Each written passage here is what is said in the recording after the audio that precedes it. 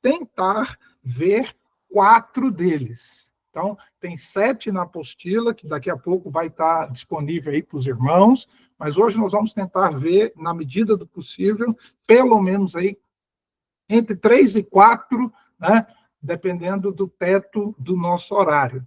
O pastor Edivaldo tinha falado sobre isso, né, um texto polêmico, e eu falei para ele, calma, pastor Edivaldo, calma, ou pastor Edivaldo, pastor Djalma, eu falei, calma, pastor Djalma, que tem uma aula sensacional preparada com os textos mais polêmicos do Evangelho de Marcos. Então, chegou o grande dia da gente discutir esses textos. Então, os irmãos, apertem o cinto aí, que o piloto sumiu. Tá? Vamos caminhar no Evangelho de Marcos. Aqui na apostila tem para vocês 12 dicas sensacionais para o estudo indutivo, para o estudo bíblico indutivo. Tá bom? Está aqui na apostila, pedindo aí aos irmãos que depois, com carinho, dê uma olhada, dê uma lida, que são princípios importantes são práticas importantes para a leitura da Bíblia. Também tem, irmãos, as nossas perguntas, lembrando que essas perguntas não são estanques, elas são móveis, de acordo com o texto, de acordo com a percepção dos irmãos, elas estão postas para ajudar a nosso momento inicial, que é o momento da contemplação, aquele momento em que você vai estar lendo o texto, pensando no texto, em uma versão, 2, 3, quantas forem possíveis, você vai estar relendo o texto, ler em voz alta, ler só com os olhos. Você está ali curtindo o texto bíblico. E essas perguntas, então, nos ajudam nesse momento da contemplação, onde você faz aquela primeira aproximação do texto. À medida que o texto vai se tornando real para você, vem o segundo momento importantíssimo do estudo indutivo, né? Que é o momento em que você vai transformar aquele conjunto de informações, você vai processar isso, você vai pensar, vai usar o seu cognitivo, vai usar as suas emoções, né, para você construir uma rede de ideias ligadas ao texto. A gente tem suplicado aos irmãos para não inventarem. Se o texto não trouxer uma resposta, não força o texto. Quem sabe, num outro momento, numa outra leitura, você, eu, nós podemos achar o que estávamos procurando. Mas forçar o texto a dizer algo que ele não diz é muito difícil e muito complicado. Então, a segunda fase é essa, é a fase em que você vai operacionalizar o texto, vai usar a sua cognição, vai usar a sua emocionalidade para criar vínculos, princípios, pensando nos autores, nos artistas, nos atores que participaram daquela cena, pensando nos primeiros leitores. Você tenta identificar alguns princípios, e esses princípios necessariamente precisam estar ligados com os princípios da palavra de Deus. Sabemos disso, que a Bíblia se interpreta pela própria Bíblia. Não é isso? E, por fim, tem a terceira fase, o terceiro momento, que é aquele momento que os pastores, os pregadores mais gostam, né? É o momento da aplicação, da contextualização. Tem gente que vive tão acelerado, correndo, que não quer nem ler o texto. Ele já vai logo para a aplicação. Então, é necessário entender esse processo. Essas perguntas, então, nos ajudam a isso. Na nossa leitura de Marcos, irmãos, a gente está trazendo para vocês uma tese, uma ideia, que é dividir o Evangelho de Marcos em 3 blocos, ok? Fazer a leitura de Marcos a partir de 3 blocos. O primeiro bloco seria o bloco em que as palavras que mais aparecem é Jesus disse homem. São as 3 palavras que mais aparecem no primeiro bloco. Jesus disse homem. Olha que legal como fica sonoro esse bloco que vai de Marcos 1:1 até o 4:34.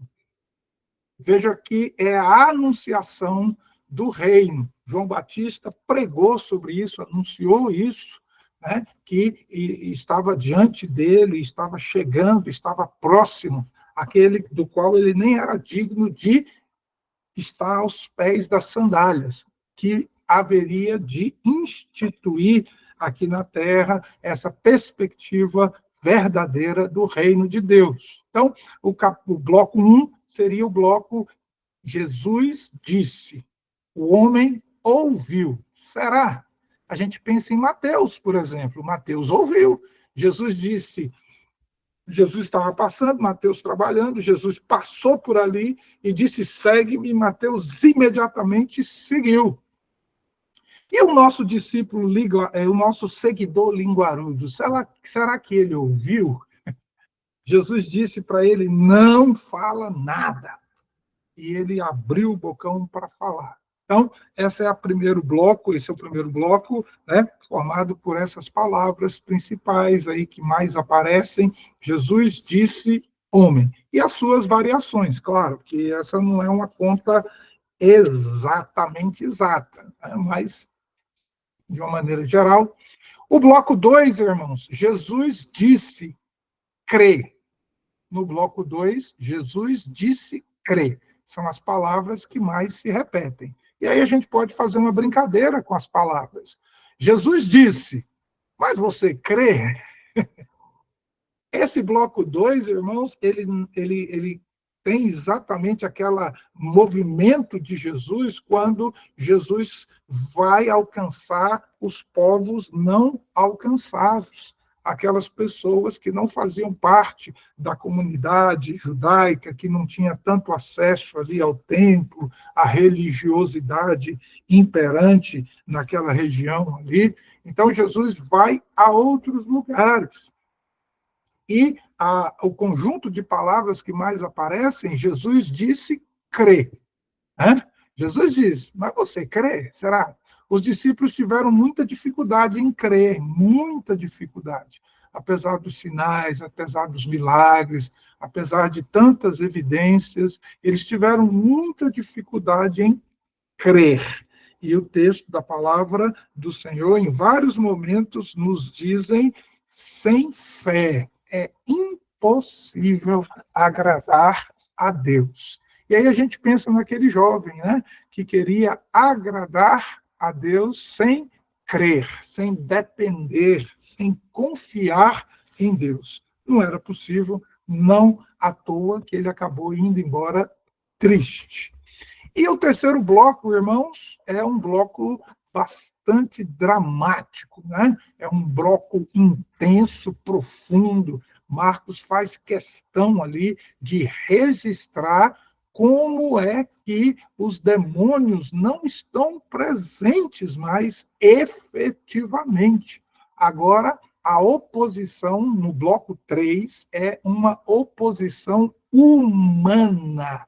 É uma oposição daquelas pedras, daquelas construções, das maravilhas que o ser humano faz. E quando o ser humano se encanta demais com aquilo que faz, esse ser humano pode acabar dando lugar à idolatria. Então, as palavras que mais se repetem novamente, Jesus disse homem.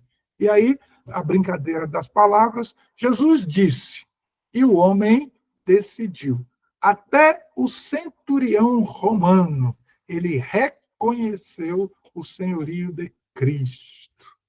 Mas aquelas pessoas que estavam mais próximas, muitas vezes tomaram a decisão de fugir, desapareceram. Então, essa é uma hipótese, a hipótese dos 3 blocos. É claro que esses blocos não aparecem explicitamente, no texto, mas quando você vai lendo com calma, você vai conseguindo perceber esse movimento na linguagem escrita de Marcos. Como que as ênfases vão se alterando conforme essa gravidade que ele quer colocar para nós da vida, do ministério de Jesus.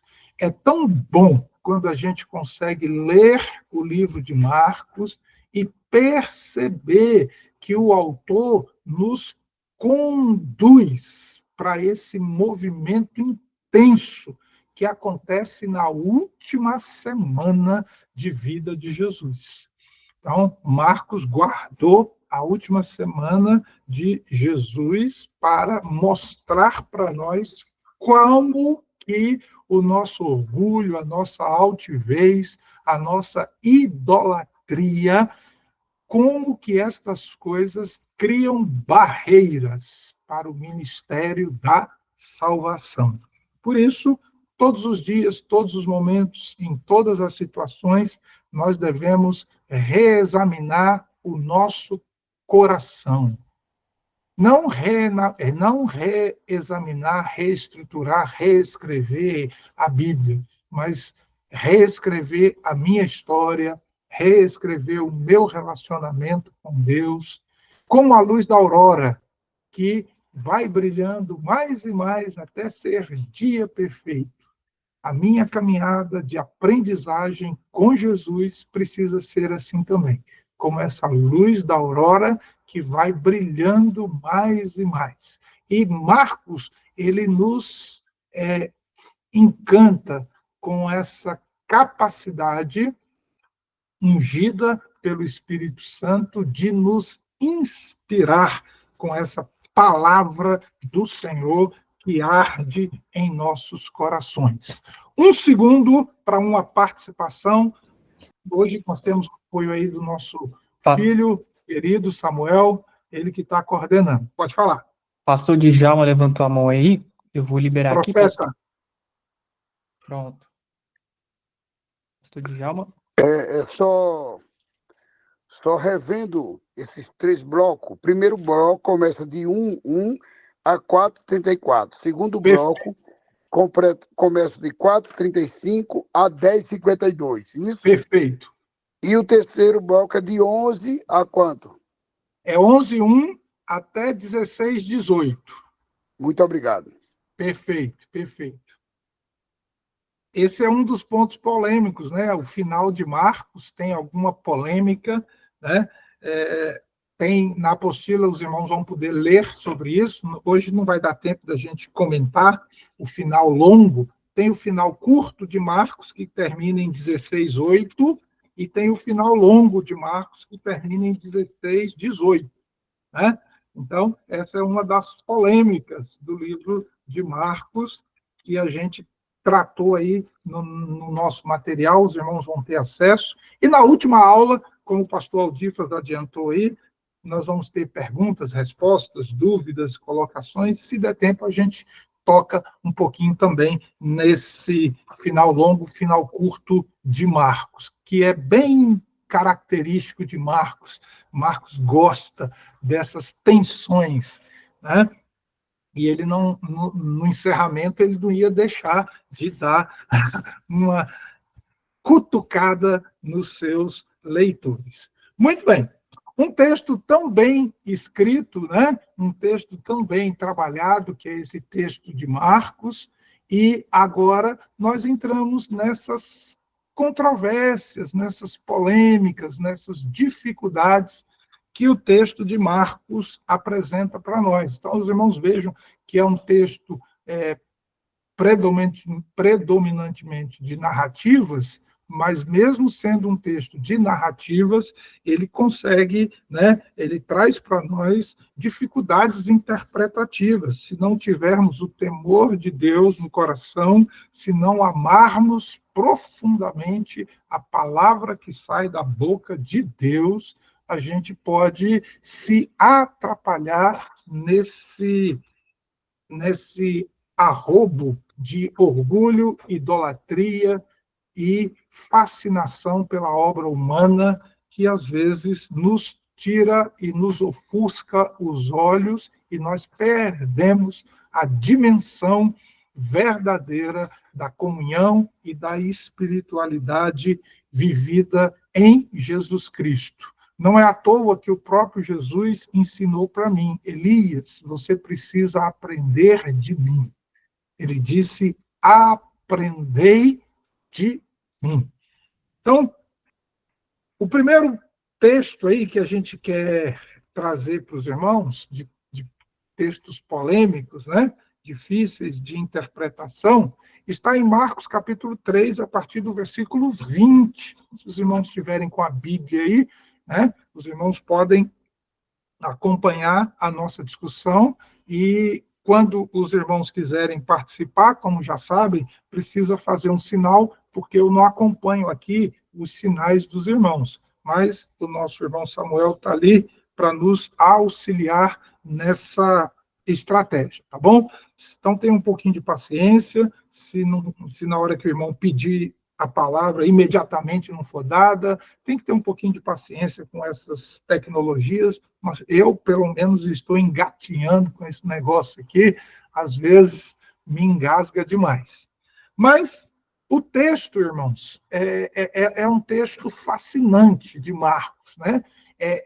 Marcos está terminando esse primeiro bloco quando ele coloca essa oposição ferrenha, tremenda, dos fariseus. Se você voltar um pouquinho, em 3:6, você vai perceber logo isso. Retirando-se, os fariseus conspiravam logo com os herodianos contra ele, Jesus, em como lhe tirariam a vida. O ministério de Jesus está começando. E os fariseus, que era o grupo mais forte aí da religiosidade, no sentido do dia a dia, de fazer acontecer a religião, eram os fariseus que faziam isso. Eles estavam ali como representantes diários do poder institucional religioso junto às pessoas. Os herodianos, eles estavam mais voltados para a influência política. Por isso o nome de herodianos, eram aquelas pessoas que estavam mais ligadas, mais próximas ao rei, e eles procuravam tirar vantagens aí dessa proximidade. Isso não é privilégio do Brasil, mas desde que o mundo é mundo, os líderes são cercados por essas pessoas que bajulam a sua liderança buscando um interesse pessoal e particular. Os herodianos, então, compunham essa equipe. Normalmente, os herodianos e os fariseus não se davam bem, irmãos. Mas vejam como é o negócio, né?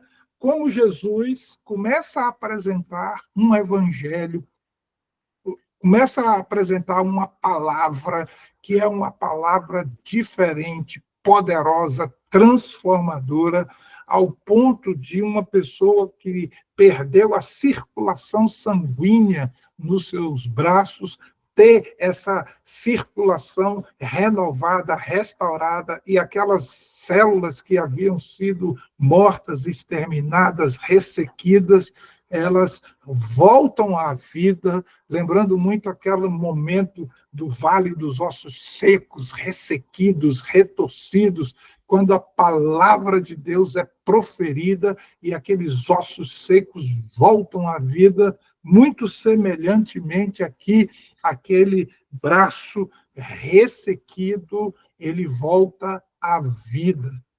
E os herodianos e os fariseus, então, vendo aquela palavra proferida, eles conspiram entre si em um dia de sábado, o qual não era lícito, né, fazer uma série de coisas, entre elas, obviamente, não era lícito conspirar nem matar, porque o mandamento é explícito: não matarás, não levantarás falso testemunho. E eles estavam num dia de sábado levantando falso testemunho e conspirando a morte de Jesus. Marcos mostra para nós, logo no início do seu evangelho, a falência do episódio religioso humano.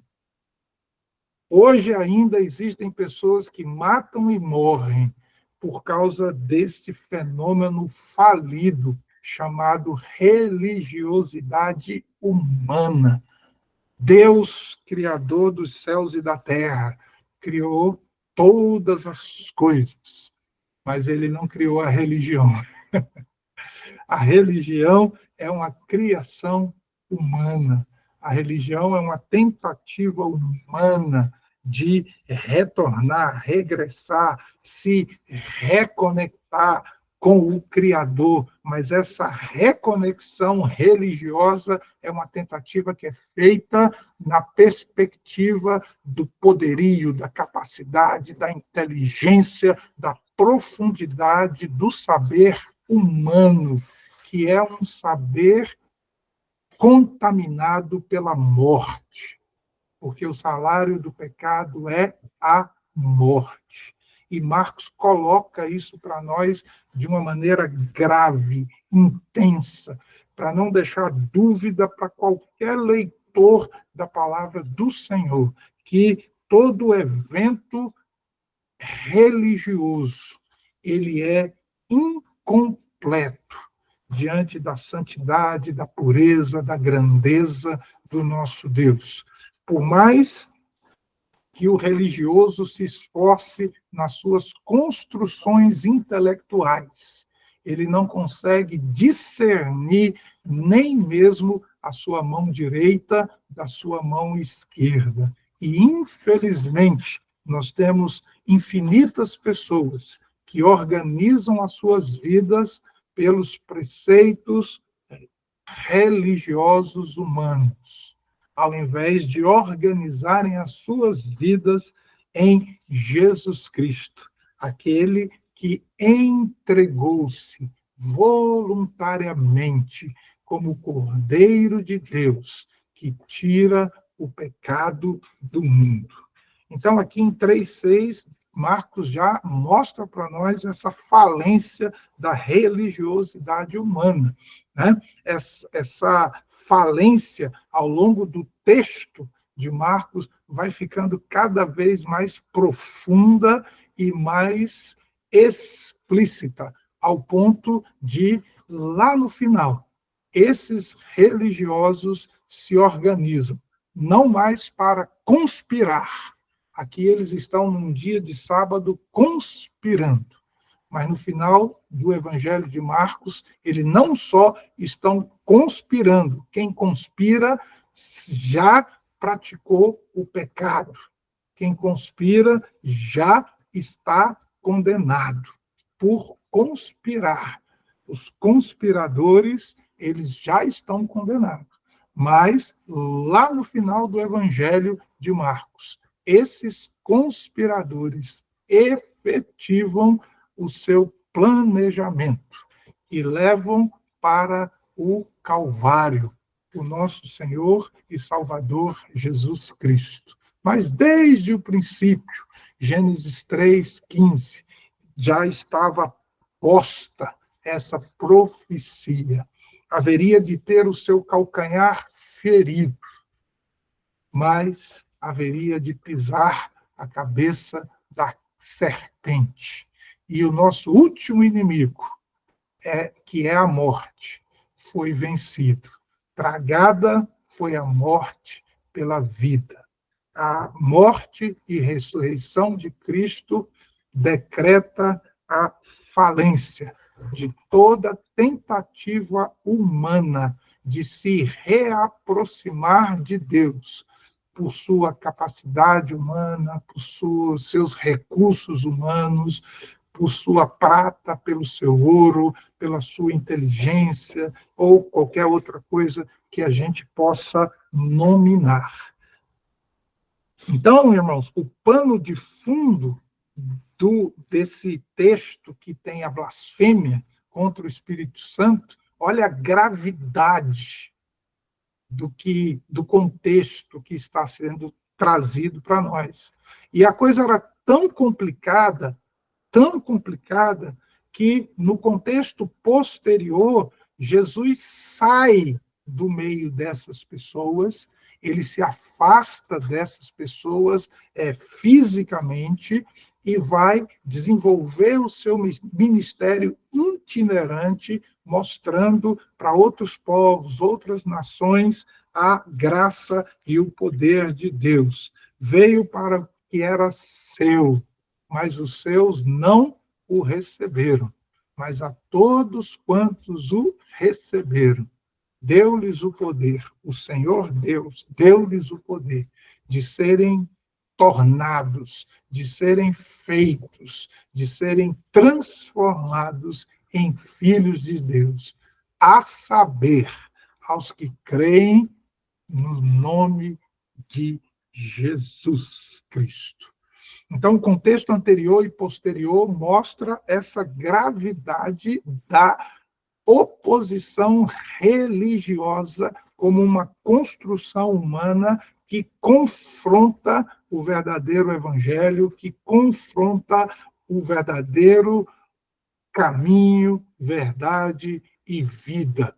A única possibilidade que o ser humano tem de ir até o Pai, que é Jesus Cristo, nosso Senhor e Salvador. Então, irmãos, o texto começa, então ele foi para casa, né? Então, esse então aí está falando sobre todas essas dramaticidades que o apóstolo, que Marcos apresenta para nós. A escolha dos discípulos, uma escolha nominal, tudo isso faz parte aí desse então. Ele foi para casa. Mas quando ele foi para casa, a multidão correu de modo que ele não podia comer.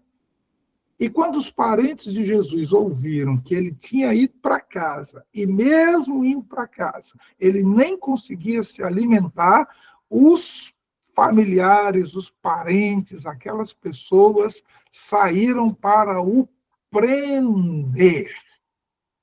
Por quê? Porque diziam que ele está fora de si. Ele está num surto psicótico, ele está num surto esquizofrênico, ele está fora das suas faculdades mentais. Então, a família vai para prender, porque família é assim mesmo, né? Para preservar Jesus, porque a conspiração dos fariseus e dos herodianos já estava pegando fogo. E a família vai até Jesus com a tentativa de prendê-lo, de tirá-lo daquele movimento tão grande que estava sendo feito por Jesus. Tá? Eu fico pensando nos discípulos que acabaram de ser convocados. Tiago, João, André, Pedro, Bartolomeu, Mateus, Filipe, André, Simão Zelote, Judas Iscariotes. Essa turma acabou de ser chamada por Jesus e agora eles veem a religião instituída e eles veem a própria família de Jesus, a instituição religiosa quer matá-lo e a sua família quer prendê-lo. Eu fico imaginando, né, essa galera dizendo entre si, entramos em uma canoa furada. Já que muitos eram pescadores, eles saberiam exatamente o que significava embarcar em uma canoa furada. Mas olha aqui, irmãos, quando isso acontece, olha o versículo 22, a gente não pode ler a Bíblia correndo, com pressa, porque vai pregar, porque vai dar um estudo bíblico, porque vai fazer alguma coisa. Deixa eu ler aqui a minha obrigação diária, né? A gente precisa ler a Bíblia com aquele coração de contemplação. Olha o 22, como Marcos é irônico e preciso na sua fala. Jesus, então, estava em casa, a família para prendê-lo. 22. Os escribas que haviam descido de Jerusalém. Então já chegou reforço. Os escribas agora já saem da capital e vão para o interior e já tem reforço. Aquela conspiração marcada em 3:6, ela já é reforçada pelos fariseus da capital. Agora as pessoas estão ali e eles estão prontos. E eles olham para aquelas pessoas ali que não são da capital. Então, eles estão cheios de preconceitos, eles estão cheios de nojo, eles estão cheios de escárnio, eles estão cheios de deboche. Eles saíram de Jerusalém, da capital, eles saíram da cidade, e agora eles estão no meio desse povo terrível. E aí, olha a fala deles. Eles dizem assim, ó, ele, Jesus, está possesso de Beelzebu. Quem é Beelzebu? Beelzebu é tantas coisas, mas uma das coisas marcantes é o senhor das moscas, é o senhor do nojo, é o senhor das coisas nojentas, né? E isso foi uma brincadeira, isso foi um escárnio que os judeus fizeram lá no Antigo Testamento, segundo o livro de Reis, quando o rei vai consultar o Deus de outro povo, né? E aí eles fazem essa brincadeira de chamar esse Deus do outro povo era chamado de Deus poderoso, de Deus dos montes, Deus da fortaleza, Deus da fertilidade. E aí os judeus fazem essa brincadeira. Eles dizem, que Deus da fertilidade, do poder de nada? Isso é Deus das moscas, isso é Deus da porcaria. Então eles fazem um trocadilho com palavras e transforma o Deus da fortaleza no Deus das moscas, associando a tudo estas coisas que eram nojentas. Mas esses escribas da capital, eles estão recheados de nojo. E quando eles olham para Jesus, né, e as pessoas ao redor de Jesus, pessoas que eles desprezavam, né, pessoas que eles consideravam indignas, sujas, várias e várias vezes, esses escribas, esses fariseus, esses doutores da lei, reclamavam com Jesus e diziam que Jesus era nojento. Por que ele era nojento? Porque ele se ajuntava com esses pecadores, na linguagem do Chaves, né? Gentalha, gentalha, gentalha. Então, os escribas que vieram da cidade, eles vieram da Jerusalém, recheados da sua religiosidade extremamente preconceituosa, eles olham para Jesus e dizem aí, ó, esse aí é o senhor das moscas. As moscas estão ao redor dele. Então, assim como as moscas, elas ficam em volta da carne podre, dos dejetos, da sujeira, eles dizem assim, é Beelzebu. Então, Jesus é colocado como Beelzebu nesse escárnio desses escribas da cidade, que já estavam enojados de terem saído da cidade e ido para essa região onde Jesus estava. Então, eles já estavam enojados. E eles olham para Jesus, Jesus está cercado. Ele está cercado de homens tomados por espírito imundo, ele está cercado de homens tomados de pobreza, de vícios, tomados de demônios. Eles olham e eles vomitam, eles têm nojo, eles colocam o seu mais profundo repúdio para aquilo que Jesus estava fazendo. E ele diz, esse aí é Beelzebu, é o senhor das moscas, é o senhor das porcarias. Nós não. Nós estamos na cidade, Nossa religião é uma religião perfeita, pura, imaculada, santa. Nós somos os representantes de Deus. Agora, esse aí é um representante da sujeira, da porcaria, da imundícia. E onde ele vai, as moscas vão atrás. É isso que eles estão falando. Beuzebu, versículo 22. Por isso que a gente não pode ler o texto com pressa, né? Porque a gente perde a gravidade do texto. E pelo maioral dos demônios, e é pelo maioral dos demônios que ele expele os demônios. Lembra que um dos problemas que Jesus coloca no texto de Marcos, capítulo 4, é aquela semente que cai à beira do caminho, que é a semente daquele pessoal que gosta do espetáculo. Ah, eu vim aqui para ver Jesus curar minha dor de cabeça. Eu não quero nem saber o que Jesus está falando. O problema é dele, ele fala o que quiser. Mas eu vim aqui por quê? Porque eu estou com sarna, eu estou com um problema, eu estou com uma dificuldade. E eu ouvi dizer que ele cura dificuldade.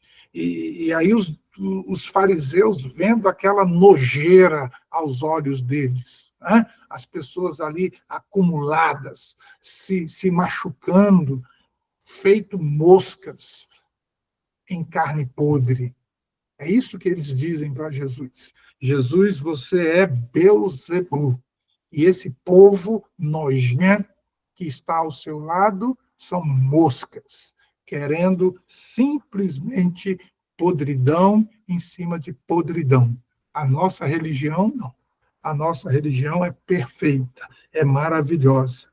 E aí eles fazem esse tipo de escárnio. E eu fico aqui imaginando, né, irmãos, a cara daquelas pessoas humildes, simples, que estavam ouvindo aquele pregador. Se tinha beira do caminho ali, tinha também boa terra.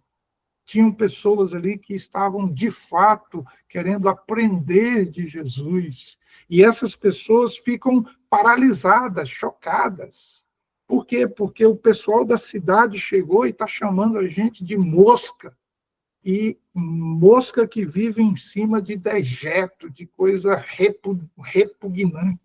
repugnante.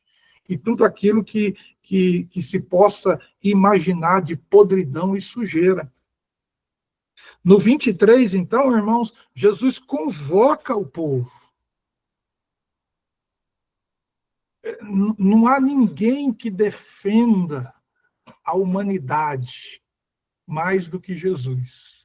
Qualquer bandeira que se levanta é falsa, é mentirosa, é interesseira. Mas aqui no 23, o Rei dos Reis, o Senhor dos Senhores, aquele que tinha poder, não precisava nem levantar a mão, não precisava piscar, não precisava fazer nada.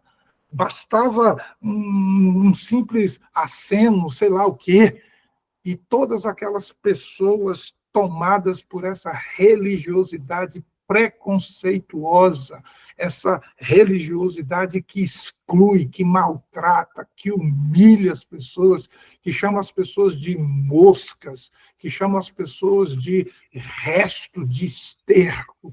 Todas essas pessoas seriam eliminadas. Mas, ao invés disso, irmãos, ele convoca as pessoas, ele reúne as pessoas boas, ele reúne as pessoas interesseiras, ele reúne aqueles enviados da cidade, ele reúne aqueles que o queriam matar, que estavam conspirando contra eles, ele reúne todos. Eu não admito que se fale de inclusão sem mencionar o nome de Jesus. Não há neste mundo nenhum ser humano que seja inclusivo, no sentido real da palavra, do que o nosso Senhor e Salvador Jesus Cristo. Que ele podia fulminar aquela raça de víboras, mas ele abre a boca para explicar, para dar a oportunidade. Mesmo quando Judas se aproxima dele após a traição, ele tem os braços abertos para recebê-lo e para dar mais uma oportunidade. Assim como ele faz comigo, homem terrível, pecador, mas ele está novamente com o braço aberto para me receber. Assim como ele faz com você, irmão, também. Pecador, pecadora, terrível. E o Senhor Jesus está mais uma vez com os braços abertos para nos receber. E ele tem para nós, sim, uma palavra de bênção, de vitória, de restauração.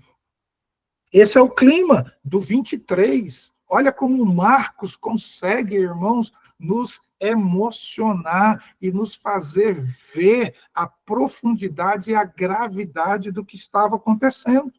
E no versículo 24, ele vai fazer uma protoparábola, uma mini parábola, já preparando o coração dos discípulos para as parábolas que viriam logo a seguir no capítulo 4.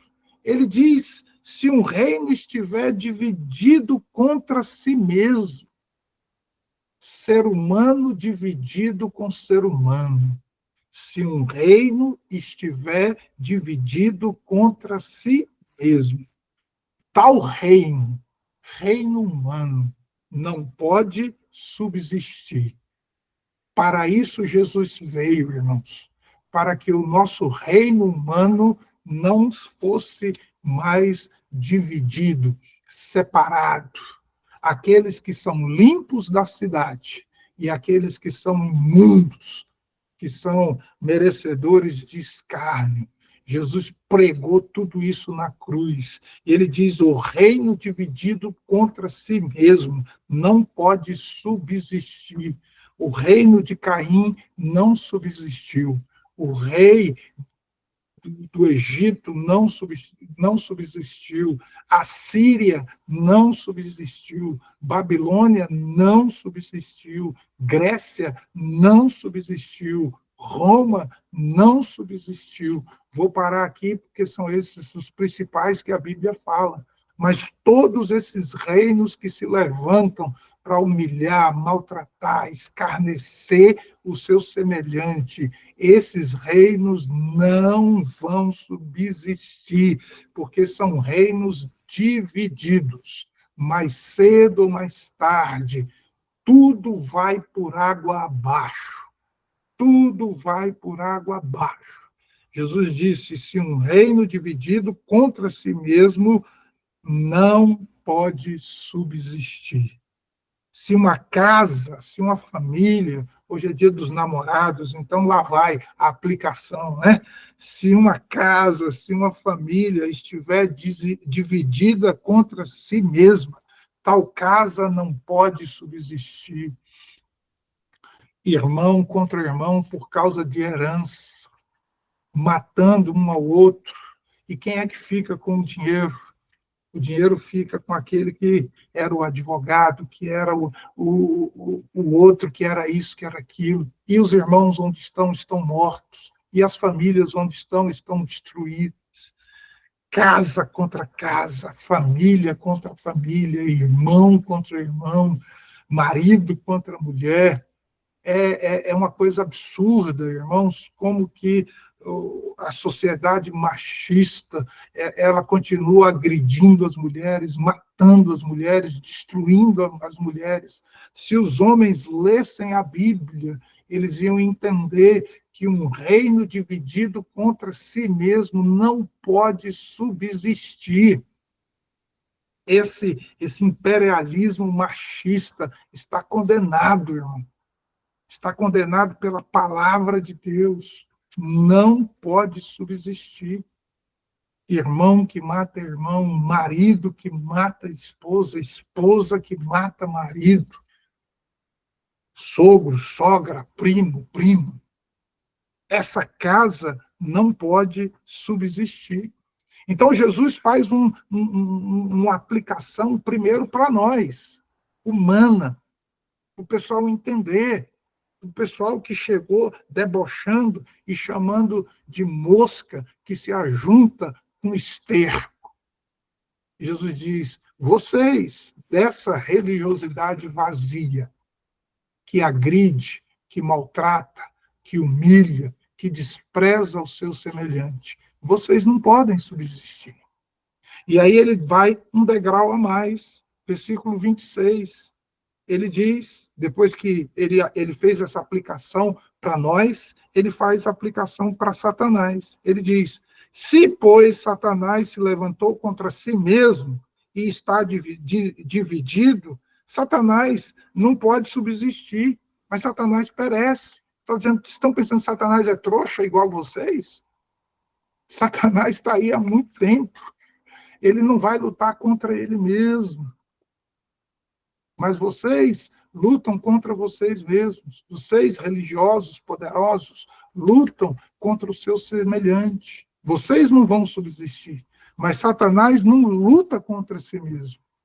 Satanás, ele se organiza para fortalecer os seus domínios. 27. Ninguém pode entrar na casa do valente, roubar-lhes os bens. O coração daquelas pessoas só pensava em dinheiro, e Jesus vai em cima. Jesus diz assim, ninguém pode entrar na casa do valente e roubar-lhes os bens. Cada ouvinte que estava ali, cuspindo inveja, preconceito, nojo, entendeu perfeitamente o que Jesus falava. Essa religiosidade humana não é capaz de machucar Satanás. Pelo contrário, Satanás é apaixonado por essa religiosidade maluca que despreza Deus, que despreza o Filho de Deus, que despreza a cruz, que despreza o seu semelhante. Por quê? Porque tal religiosidade não pode subsistir. Ninguém pode entrar na casa do valente para roubar-lhes o bem, sem primeiro amarrá-lo, e só então lhe saqueará a casa. Sabe quando, irmão, isso aqui se cumpriu? Lá na cruz do Calvário. Quando Jesus entregou a sua vida para que o reino e o poder satânico fossem envergonhados no céu, na terra e em todos os lugares do universo. Satanás foi envergonhado. Por quê? Porque o Filho de Deus entregou a sua vida em favor de nós. Essa é a gravidade do texto. Essa é a profundidade de Marcos. E aí Jesus usa uma expressão que é uma expressão que se repete, né? Ele diz, em verdade vos digo, em verdade vos digo. Jesus está dizendo, olha, o que eu vou falar agora é mais do que fundamental. E ele diz, em verdade vos digo, que tudo será perdoado.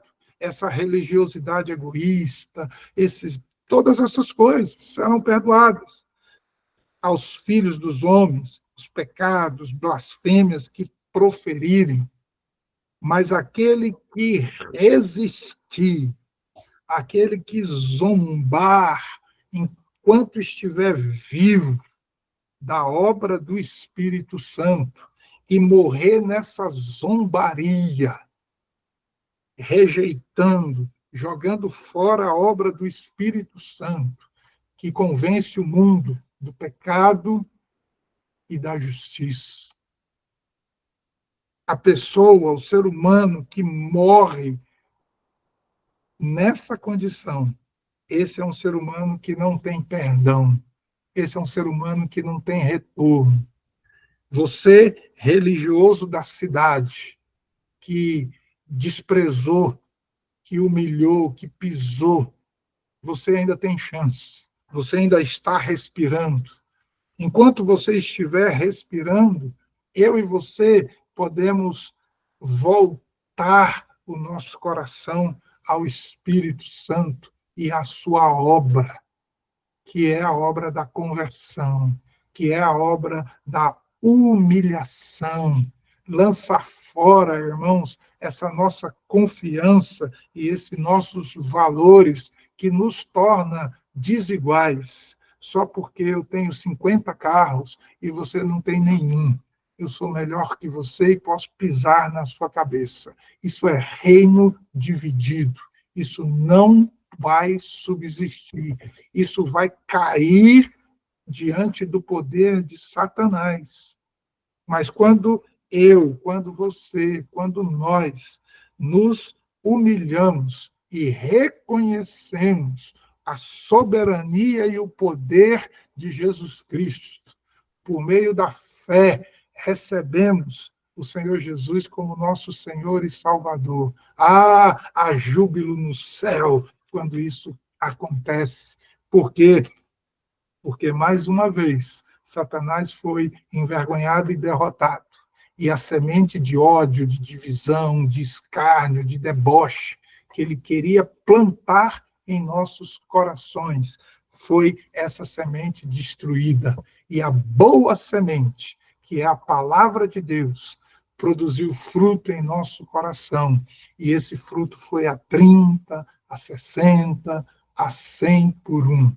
Então, irmãos, blasfemar contra o Espírito Santo é zombar da obra de Deus e morrer nessa zombaria, nesse escárnio. Você já viu o jogador de futebol quando entra e ele olha para o time adversário e ele escarnece, ele zomba do time adversário. Ele diz, aí, esses caras estão com fome. E aí, no final do jogo, eles saem derrotados. Porque tal casa não pode subsistir. Nossa religiosidade fajuta, interesseira, preconceituosa, está nos conduzindo, irmãos, para a derrota. Mas quando nós nos livramos dessas amarras e nos agarramos a Jesus Cristo na cruz, de braços estendidos para mim e para você, eu e você nos tornamos irmãos, eu e você nos tornamos semelhantes, e a nossa casa fica reunida, fica junta, e nós derrotamos o maligno. Essa é a igreja triunfante, essa é a igreja poderosa que o Senhor Jesus veio implantar. E Marcos, irmãos, nessa narrativa sensacional, traz para nós. 1 minuto para as considerações dos irmãos. Fala aí, irmãos.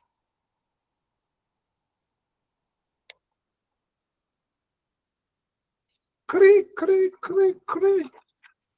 Quem vai falar? Falai.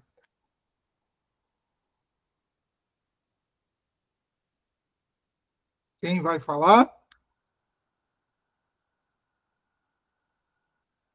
Tem alguém aí?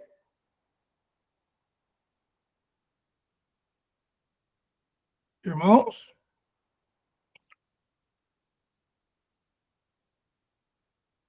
Opa, Djalma. Agora eu assustei. Tem alguém aí? Opa, Djalma levantou a mão. Vou liberar ele. Amém, pastor Djalma. Salve-me, meu amigo.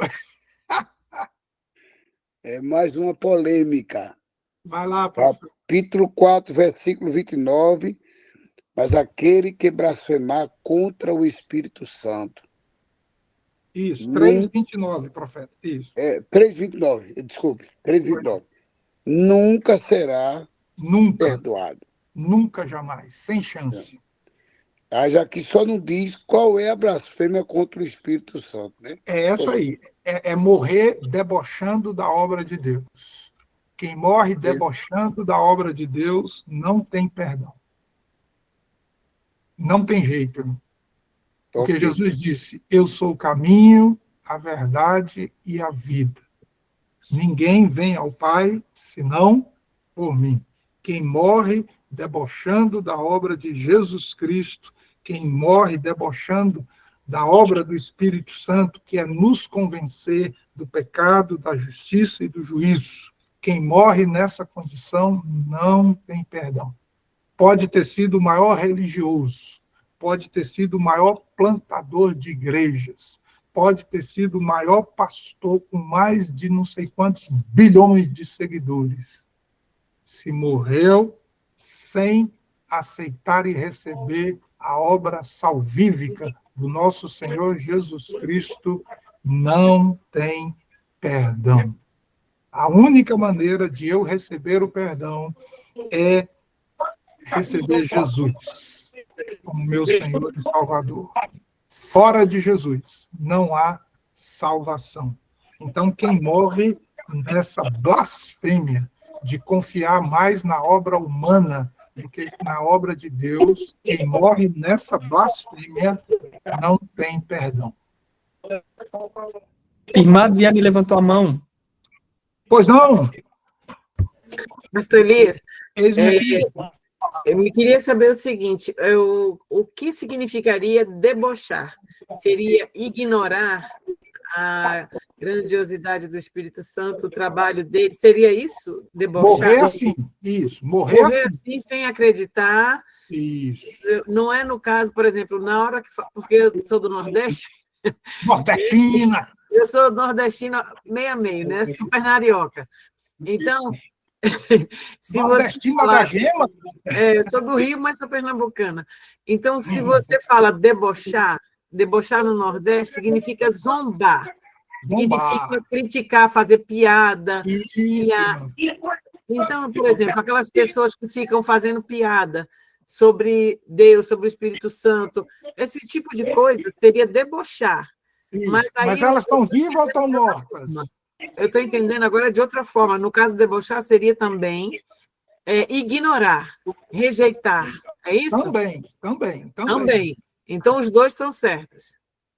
Tanto piadas, brincadeiras de bom gosto falando sobre isso, e não só em palavras, mas em atitudes, e também ignorar. Não é isso? E, irmã, tem que morrer, né? Tem que morrer nessa condição.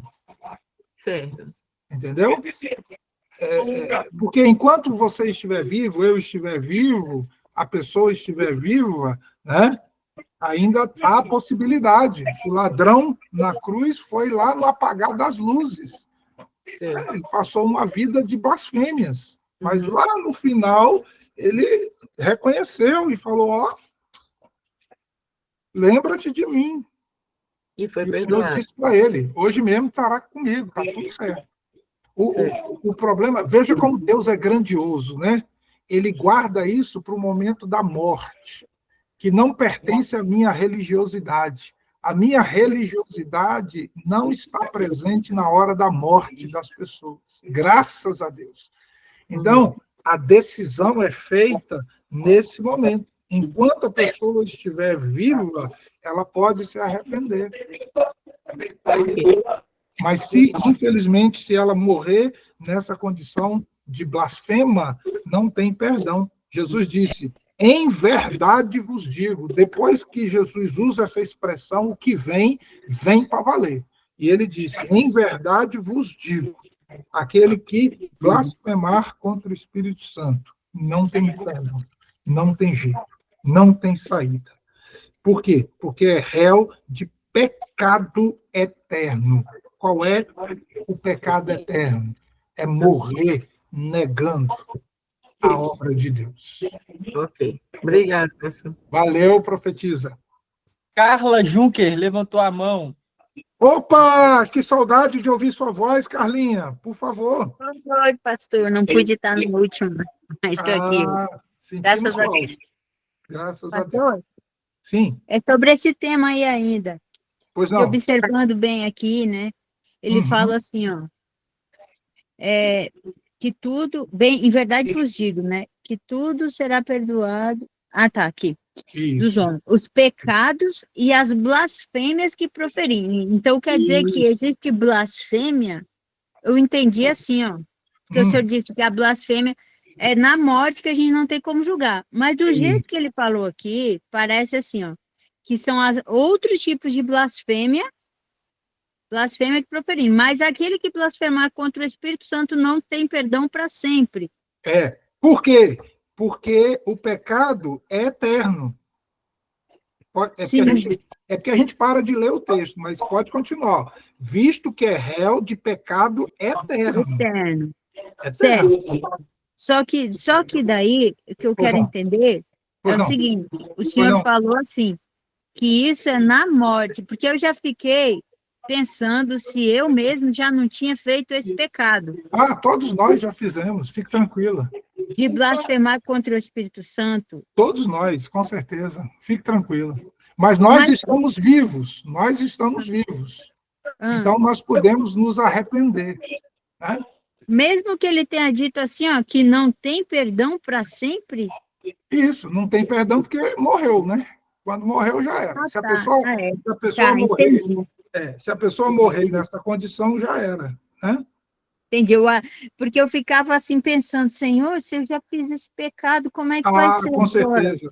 Todos É, nós, todos nós, não tem todos nós. perdão para sempre? Quer dizer, como Isso. assim? Aí eu ficava na dúvida em relação a isso, porque aqui ele diz blasfêmia de proferir, que proferir, e tem um tipo de blasfêmia e tem a blasfêmia contra o Espírito Santo, essa é a Perfeito, diferença. exatamente.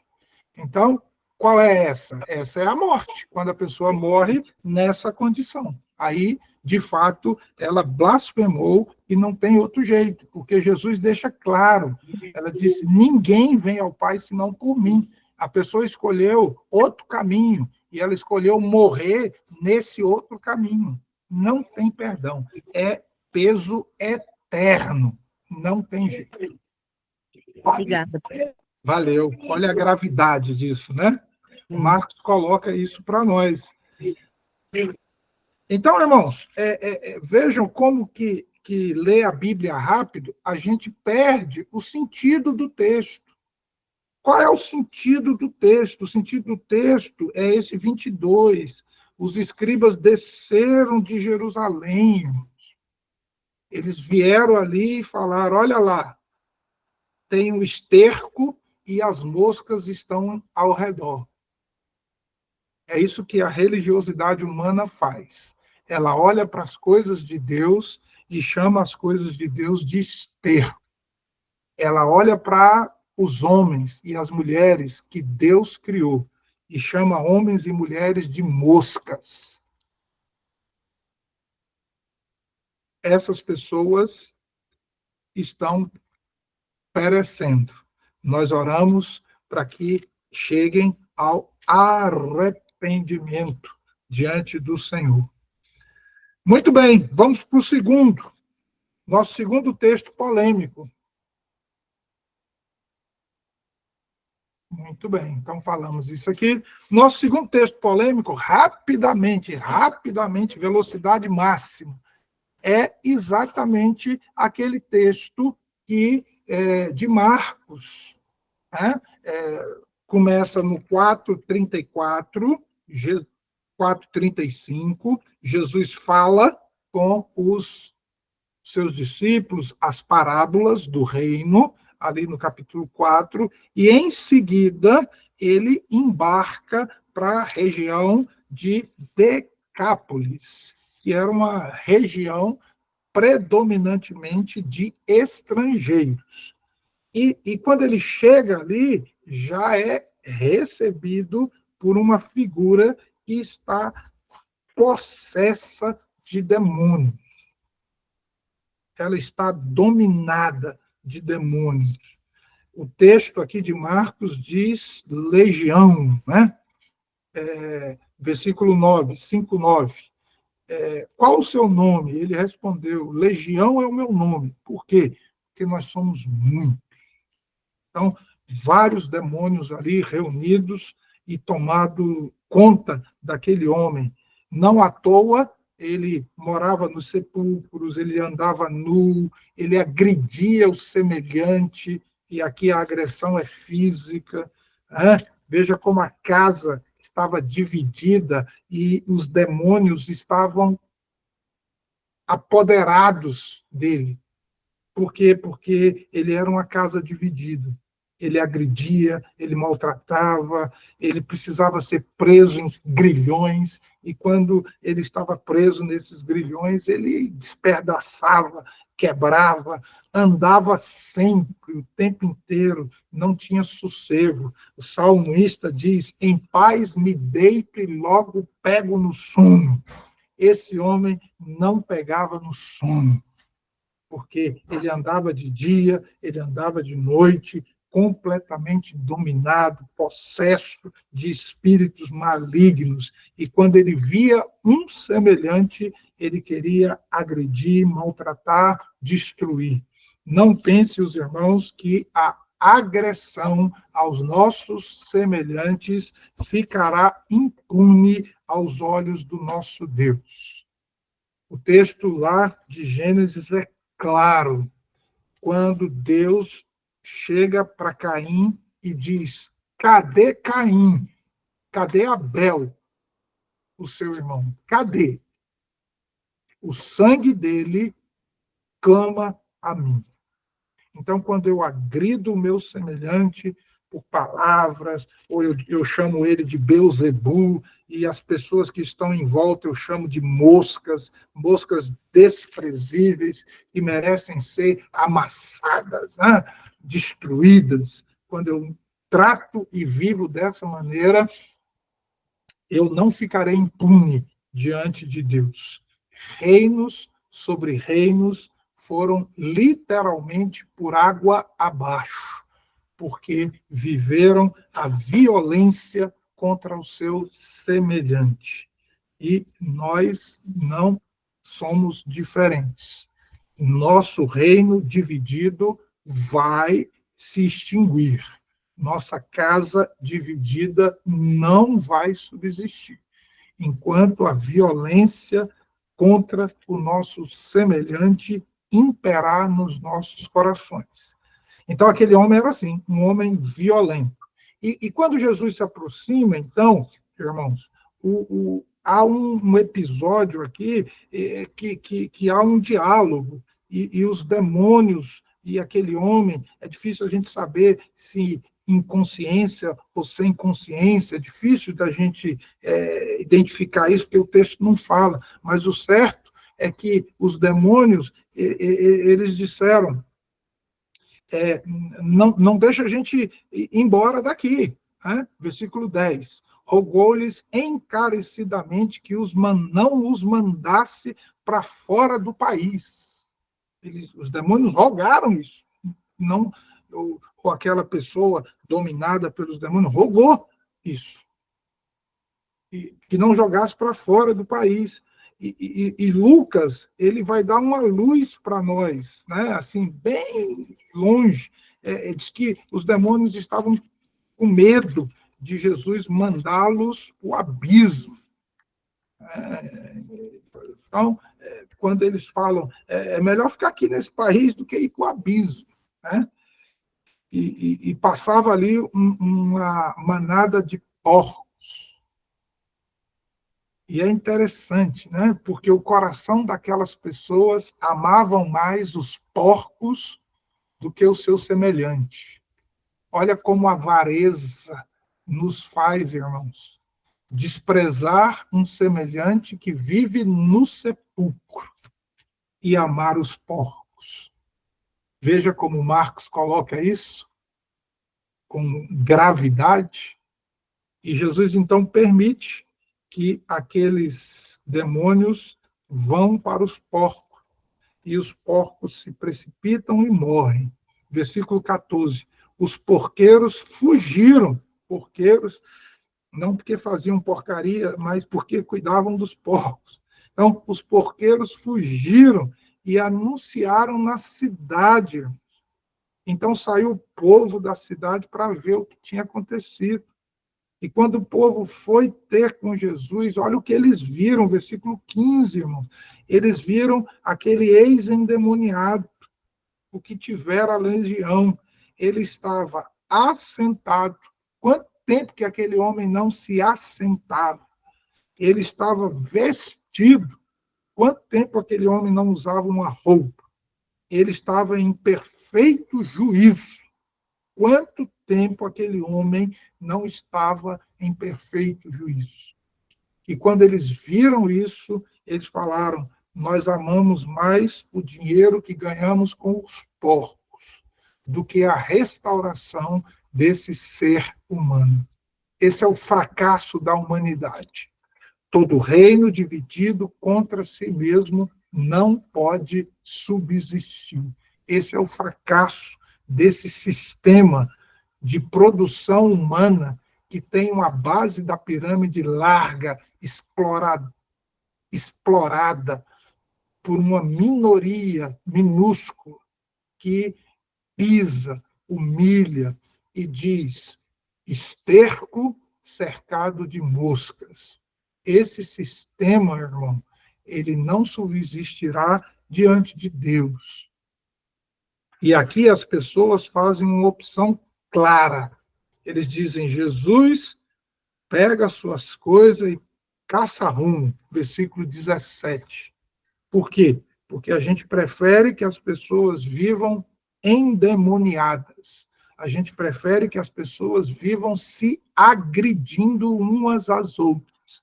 A gente prefere que as pessoas não tenham residência própria. Mas a gente prefere. Por quê? Porque com a humilhação deles vem a nossa grana. Com o maltrato deles vem o nosso dinheiro, vem a nossa segurança. A nossa segurança está em que existam pessoas endemoniadas. Enquanto houver pessoas endemoniadas, nós vamos ter o nosso dinheiro. Se o preço da restauração de um ser humano for o nosso ganha-pão, a gente prefere que ele fique endemoniado. Então, Jesus, vá-te embora daqui. Some você com esse evangelho que não permite mais que uns estejam endemoniados e outros tenham dinheiro em abundância. Eles rejeitaram essa palavra.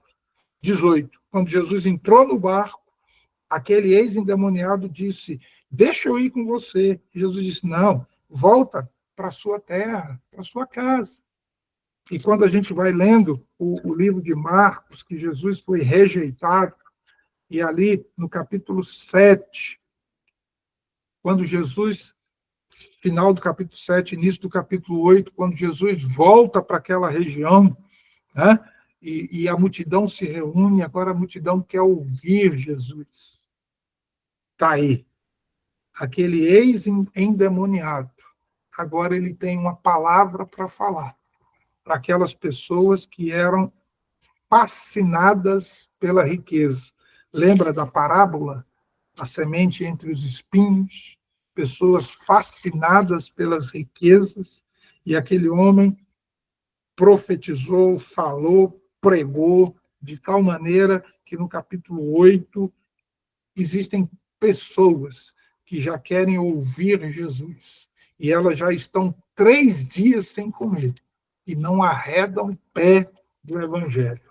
Aquelas pessoas que antes preferiam que Jesus fosse embora e deixasse os demônios trabalhar. Agora aquelas pessoas estão 3 dias com Jesus e não abrem mão de Jesus.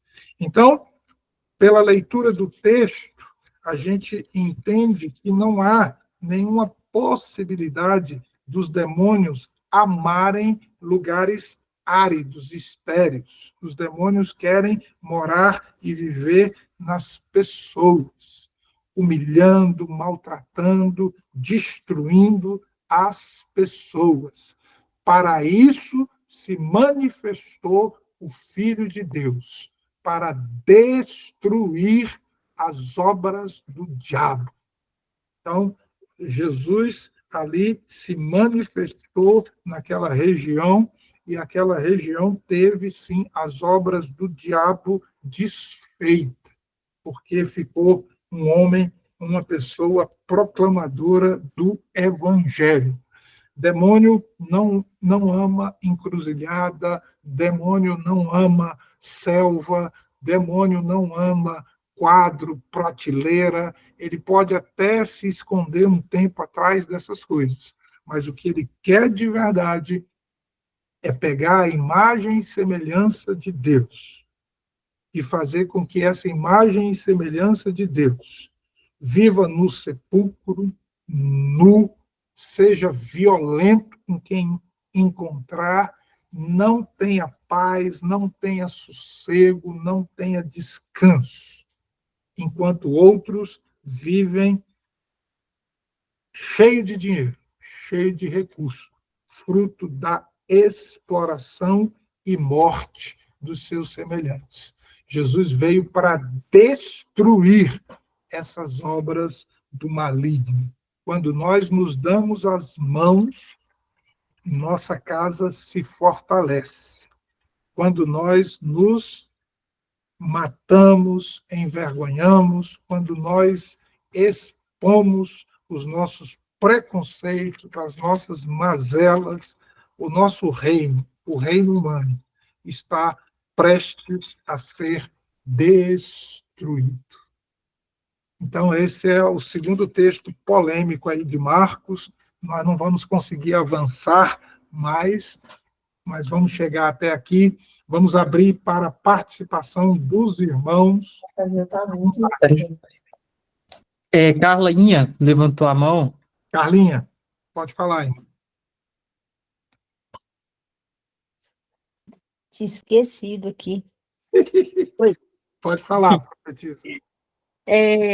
Pastor, Isso. eu acho que foi lá no início, quando o senhor... No início não, logo no início dessa do Marcos 5, que o senhor estava falando, fazendo comentário, né? Pois Que a não. gente, quando humilha, se Isso. humilhar o outro, Isso. oprimir as pessoas, ser violenta, essas coisas. Isso. Isso tem relação com aquele versículo, eu não me lembro se é em Provérbios, que fala que a gente não pode chamar o outro de louco. Isso, Carlinha, isso, perfeito, perfeito. É isso aí, no sentido do deboche, no sentido do desprezo, do escárnio. O ser humano ele é extremamente cruel com seu semelhante, né? Por causa do nariz, por causa da cor da pele, por causa do cabelo, por causa da posse material, por causa do pé descalço, por causa disso, por causa daquilo. A gente vai criando uma série de escárnios que nos dividem e nos maltratam, né? Então, essa violência desenfreada contra o semelhante, isso é uma expressão máxima do fracasso da humanidade. Perfeito, Carlinha, perfeito. Pastor Djalma, depois Geralda. Amém. Profetas, podem falar. Primeiro, quem é? Djalma, depois Geralda. Meu profeta. Meu nome, profeta. Quando eu questionei acerca os espíritos territoriais, Isto. segundo a tradição judaica, eu acredito que Marcos se baseou nisso, eles têm que Miguel era o anjo guardião do povo de Israel. E parece que eles tinham essa cultura de determinadas regiões, determinados demônios possuíam aquela região. Eu não sei se eu estou faltando o texto. Não. Então, eles tinham essa... Por exemplo, quando Pedro foi andar por cima do mar, disse, é um fantasma. Ou seja, eles acreditavam em fantasma, eles acreditavam em demônios territoriais que guardavam aquele lugar. Eles eram supersticiosos. Com certeza, com certeza. Só essa colocação. É isso mesmo. Uma cultura, né, que valoriza o preconceito, o desprezo ao seu semelhante, uma cultura que valoriza o genocídio, o extermínio, é uma cultura dominada por demônios. Entendeu, irmão? Mas não que o demônio queira viver na cachoeira. O demônio quer viver dentro do ser humano, para cada vez mais torná-lo desprezível. Para isso se manifestou o Filho de Deus, para destruir essas obras do diabo. Mas não que o demônio queira morar na água, né? Ele não quer morar na água. Ele quer morar nas pessoas, para humilhar cada vez mais e desprezar cada vez mais. E uma sociedade que externa, que expressa esses valores. Lá na frente, claro que não dá tempo da gente entrar nisso, mas Paulo fala que o mundo jaz no maligno. É esse mundo dominado pela violência contra o próximo, pelo desprezo, pelo escárnio. Para eu ter sucesso, eu tenho que pisar na cabeça do meu irmão, eu tenho que estourar o pescoço do meu irmão. É uma sociedade canibal, animalesca. Né? Essa é uma sociedade dominada por Satanás. Ser humano dividido contra ser humano. Para isso se manifestou o Filho de Deus, para destruir essas obras. Muito bem, meus profetas, profetizam. Hoje nós vamos parando por aqui, como nós falamos, né? Esqueceu de mim, né, Não, pastor? Não, Geraldo. nunca. É verdade. Ainda que a mãe esqueça o filho que amamente, né? O Senhor não se esquece de ti, Isso, irmã Geraldo. Eu me esqueci, mas o Senhor não. Pode falar. isso. Amém. Amém. É essa adoração de Satanás, ou dos demônios aí, eles adoraram, foi uma estratégica, né? Isso, irmã, isso. Ou eles reconheceram o senhorio de Jesus, né? É, E por não, quê? pode falar. Porque Jesus permitiu que eles ficassem, né? Isso. É simples aí, né? Os demônios, eles sabiam. Jesus o tempo todo fala para os demônios, cala a boca, não me expõe, não fala quem eu sou. Se você ler Marcos, você vai ver diversas vezes Jesus repreendendo os demônios, para que não o expusesse à publicidade, várias vezes. Então, os demônios sabiam perfeitamente o que estava rolando ali. Né? Não é que Jesus ele aceitou o que os demônios estavam fazendo, mas Jesus mostrou, igual lá no dilúvio, foi mostrada para a geração de Caim, que toda aquela confiança humana ia por água abaixo. Aqui, mais uma vez, toda a confiança daqueles porqueiros estava nas coisas materiais. Isso. E o que eles confiavam foi por água abaixo. Ok? Demônio não se afoga, irmão. Então, não fazia sentido nenhum Jesus deixar ou não os demônios entrar nos porcos. Não faz sentido. Né? Mas aquele povo era um povo que confiava na força e no braço humano. E aquilo ali foi por água abaixo. Assim como a nossa sociedade vai por água abaixo também. Porque nós confiamos na força e no braço humano e externamos todos os dias o nosso preconceito, a nossa violência e o nosso desprezo ao nosso semelhante. Essa é uma casa que está caminhando passo largo para a destruição. Só tem um caminho. Para isso se manifestou o Filho de Deus, para destruir as obras do diabo. Ou seja, eu e você, todos nós, todos os dias, temos que nos converter ao Senhor Jesus e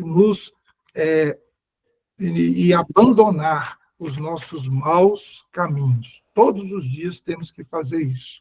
Irmãos, infelizmente o prazo esgotado de hoje.